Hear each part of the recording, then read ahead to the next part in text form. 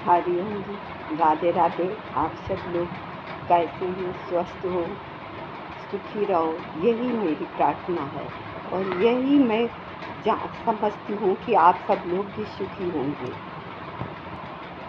आज मैं भोजन के ऊपर कुछ बात बोलना चाह रही हूँ कि भोजन करते समय क्या सावधानी रखनी चाहिए। नंबर 1, जब आप भोजन करने बैठें उसी समय थाली को लगवाएं और थाली लगने के बाद उस पर भगवान का स्मरण करके आचमन करके उसके बाद भोजन करें बैठ के। और ज़मीन पे आसन लगाएं या उसकी हो लकड़ी का हो या ज़मीन में बिछाकर, फर्श पे नहीं बैठना चाहिए, क्योंकि जो हमारे शरीर की ऊर्जा है ना, वो पृथ्वी में चुंबक तत्व होता है। चुंबकीय तत्व के कारण हमारी ऊर्जा है जो वो ज़मीन में चली जाती है। इस वजह से ज़मीन पे बैठ के भोजन नहीं करना चाहिए। और दूसरी बात, यदि भोजन लगा रखा है तो उसको छोड़ना नहीं।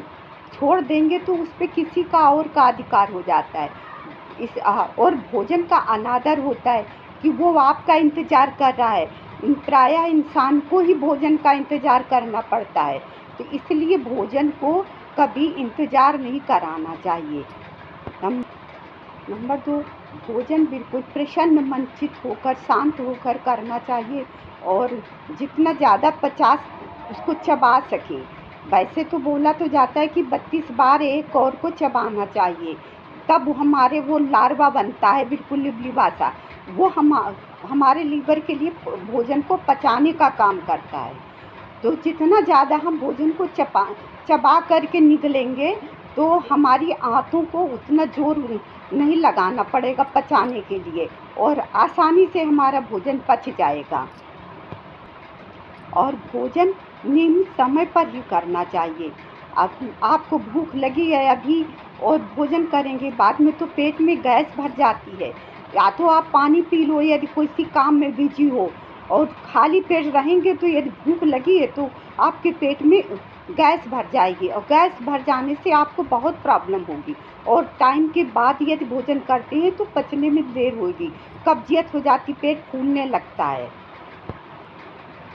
नंबर 3, देर रात में गए भोजन नहीं करना चाहिए। 9:30 10 तक आप भोजन कर लो हर हाल में। वैसे तो 8 बजे तक ही भोजन कर लेते हैं, और नहीं तो 10 बजे आप बिस्तर पे हो जाओ। भोजन करने के बाद थोड़ा सा टहलो हल्का फुल्का, और नहीं तो वज्रासन पे बैठ जाओ। सबसे बड़ा फ़ायदा है, मैं करती हूँ वज्रासन।